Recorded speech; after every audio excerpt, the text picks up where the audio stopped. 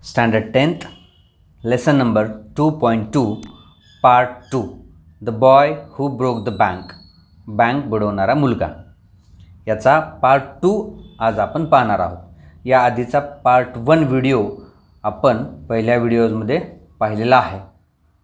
Let's see part 2. He dialed Seth Govindram's number. The Seth was not at home. Where was he then? The Seth was holidaying in Kashmir. Oh, was that so? The elderly gentleman did not believe it. He hurried back to the barber shop and told Deepchand, the bird has flown. Seth Govindram has left town. Definitely, it means a collapse. And then he dashed out of the shop, making a beeline for his office and checkbook. त्यांनी शेठ गोविंदराम यांचा number फिरवला, पण शेठ घरी नव्हते.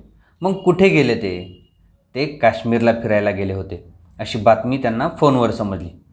अरे चा, असं आहे तर त्या वयस्कर गृहस्थाचा विश्वासच बसेना. ते घाईने न्हाव्याच्या दुकानात परतले आणि दीपचंदला म्हणाले, पक्षी उडून गेला. शेठ गोविंदराम गाव सोडून पळून गेले आहेत. म्हणजे नक्कीच त्यांची बँक दिवाळखोरीत निघाली आहे. आणि ते ताबडतोब चेकबुकची व्यवस्था करायला ऑफिसच्या दिशेने बाहेर पडले. The news spread through the bazaar with the rapidity of forest fire. From the general merchants, it traveled to the shop, circulated amongst the customers, and then spread with them in various directions to the battle seller, the tailor, the free vendor, the jeweler, the beggar sitting on the pavement. Old Ganpat, the beggar, had a crooked leg. He had been squatting on the pavement for years, calling for alms. ही बातमी वणव्यासारखी बाजारात पसरली. किरकोळ व्यापाऱ्यांच्या दुकानापासून ते गिराईकांपर्यंत पोहोचली आणि त्यांच्याकडून इतर सगळीकडे, पानवाल्याकडे, शिंप्याकडे, छोट्या विक्रेत्यांकडे, सोनाराकडे आणि अगदी रस्त्यावर बसलेल्या भिकाऱ्यांपर्यंत जाऊन पोहोचली. म्हातारा गणपत भिकारी एका पायाने लंगडा होता. कित्येक वर्षापासून पाय मुडपून तो फुटपाथवर भीक मागत बसलेला असायचा.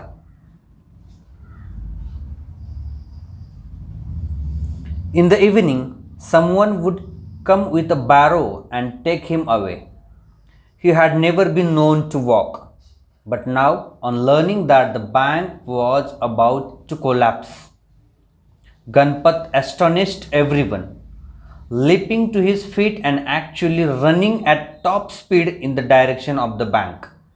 It soon became known that he had 1,000 rupees in savings. Men stood in groups at street corners discussing the situation. संध्याकाळी कोणीतरी त्याला हातगाडीवरून घेऊन जायचे. कोणी कधीही त्याला चालताना पाहिले नव्हते. पण आता बँक बुडीत खाते निघाल्याचे ऐकताच गणपत उडी मारून आपल्या पायावर उभा राहिला आणि चक्क बँकेच्या दिशेने जोरात धावत सुटला. हे पाहून लोक आश्चर्यचकितच झाले. नंतर समजले की त्याने हजारो रुपये त्या बँकेत जमा करून ठेवले होते. लोक घोळक्याने रस्त्यावर उभे राहून या परिस्थितीबद्दल चर्चा करू लागले होते. Peoplenagar seldom had a crisis, seldom or never had floods, earthquakes or drought. And the imminent crash of the Peoplenagar Bank set everyone talking and speculating and rushing about in a frenzy. Some boasted of their farsightedness, congratulating themselves on having already taken out their money or on never having put any in.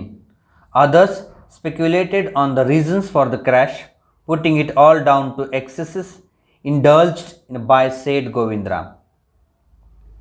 आजवर पिंपळनगरमध्ये क्वचितच कुठले संकट आले होते. इथे कधीही पूर, भूकंप किंवा दुष्काळाची परिस्थिती ओढावली नव्हती. परंतु आता मात्र पिंपळनगर बँक बुडणार या बातमीने अनंत प्रकारच्या चर्चांना तोंड फुटले होते. लोक वाटेल ते अंदाज बांधत होते आणि सैरभैर झाल्यासारखे वागत होते.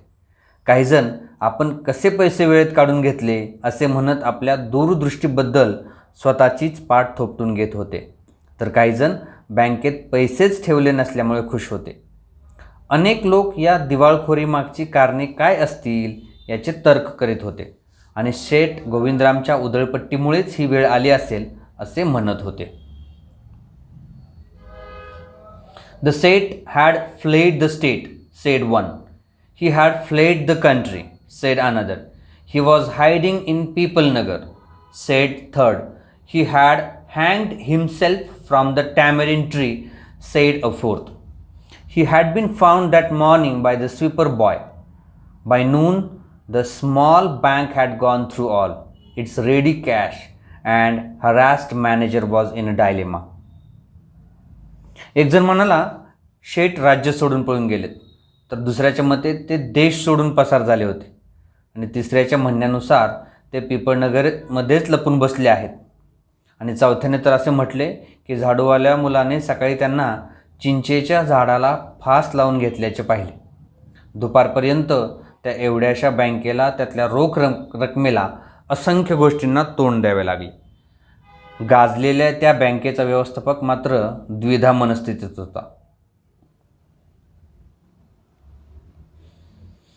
Emergency funds could only be obtained from another bank some 30 miles distance, and he wasn't sure he could persuade the crowd to wait until then. And there was no way of contacting Seth Govindram on his houseboat in Kashmir. People were turned back from the counters and told to return the following day. They did not like the sound of that. आपत्कालीन रक्कम उभी करणं ही सोपी गोष्ट नव्हती आणि ती उभी करायची तर दुसरी बँक 30 मैल लांब होती आणि तोपर्यंत त्या गर्दीला थोपवून धरता येईल याची खात्री वाटत नव्हती. आणि सेठ गोविंदराम यांना काश्मीरमधील हाऊसबोटीवर कोणत्याही प्रकारचा संपर्क करणे शक्य होत नव्हते. लोकांना दुसऱ्या दिवशी यायला सांगून काउंटरवरून परत पाठवले जाऊ लागले आणि ही गोष्ट मात्र काही लोकांच्या पचनी पडली नाही. And so they gathered outside on the steps of the bank, shouting, "Give us our money or we will break in and fetch the Seth. We know he is hiding in a safe deposit locker." Mischief makers who didn't have a paisa in the bank joined the crowd and aggravated their mood. The manager stood at the door and tried to placate them. He declared that the bank had plenty of money but no immediate means of collecting it. He urged them to go home and come back to the next day. त्यामुळे सर्वजण बँकेबाहेर गोळा झाले आणि पायऱ्यांवर उभे राहून ओरडू लागले, आमचे पैसे आम्हाला परत करा, नाहीतर आम्ही बँक फोडू. शेठला पकडा, ते सेफ डिपॉझिट लॉकरमध्ये लपून बसले आहेत हे आम्हाला माहिती आहे. ज्यांचा एकही पैसा बँकेत नव्हता असे टवाळखोर लोकही त्या गर्दीत सामील होऊन जमावाला भडकू लागले. व्यवस्थापक दारात येऊन सर्वांना शांत करण्याचा प्रयत्न करू लागला. बँकेत भरपूर पैसा आहे पण तो ताबडतोब उपलब्ध करणे शक्य नाही असे सांगून त्याने सर्वांना घरी जाऊन दुसऱ्या दिवशी परत येण्याची विनंती केली. "We want it now," chanted some of the crowd. "Now, now, now." And a brick hurtled through the air and crashed through the plate glass window of the Peoplenagar Bank. Nathu arrived next morning to sweep the steps of the bank. He saw the refuse and the broken glass and the stones clattering the steps. Raising his hands in a gesture of horror and disgust, he cried, "Hooligans, sons of donkeys! As though it isn't bad enough to be paid late, it seems my work has also to be increased." आम्हाला आत्ताच पाहिजेत, सर्वजण एक सुरात ओरडले. आत्ता, आत्ता आणि आत्ताच. कोठून तरी एक वीट हवेतून भिरभिरत आली आणि पिंपळनगर बँकेची काचेची खिडकी फोडून आत घुसली. दुसऱ्या दिवशी सकाळी नथू बँकेच्या पायऱ्या झाडायला आला त्याने तो कचरा, फुटलेल्या काचांचे तुकडे आणि पायऱ्यांवर पडलेला दगडांचा खच पाहिला आणि वैतागाने संतापाने हातवारे करीत तो ओरडला, अरे, कोण गुंड लोक आहेत हे? गाढव कुठले! उशिरा पगार मिळत होता ते काय कमी होतं की आता माझं कामही यांनी वाढवून ठेवलंय? He smote the steps with his broom, scattering the refuse. Good morning, Nathu, said the washerman's boy, getting down from his bicycle. Are you ready to take up a new job from the first of next month? You will have to, I suppose, now that the bank is going out of business. How is that? Said Nathu. Haven't you heard? Well, you would better wait here until half of the population of Peoplenagar arrives to claim their money. चिडून त्याने झाडू जोरात पायऱ्यांवर आपटला. त्यामुळे कचरा आणखीनच विखुरला. सुप्रभात नथू, सायकलवरून उतरून धोब्याचा मुलगा म्हणाला. पुढच्या महिन्याच्या 1 तारखेपासून नवीन नोकरी करायला तयार आहेस ना? मला वाटते तू नवीन नोकरी करावीस, कारण आता बँक बुडाली आहे म्हटल्यावर तुला ती करावीच लागेल. असे कसे झाले? नथू म्हणाला. म्हणजे तू ऐकलं नाहीस? मग थांब इथे थोडा वेळ. पिपळनगरची निम्मी जनता पैसे काढून न्यायला येईलच एवढ्यात. And he waved cheerfully. He did not have a bank account and sped away on his cycle. Nathu went back to sweeping the steps, muttering to himself.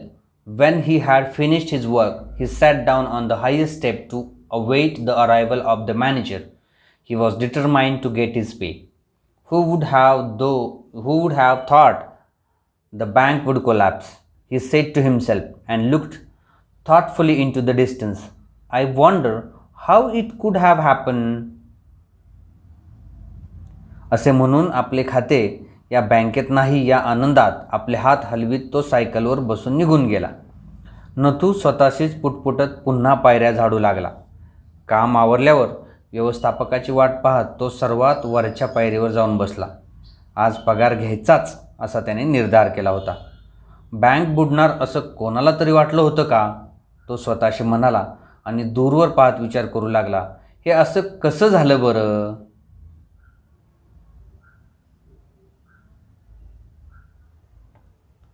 The end. Here we have finished this lesson. इथे आपण या पाठाचा part 2 देखील पाहिलेला आहे. I hope you will understand this lesson. Thank you.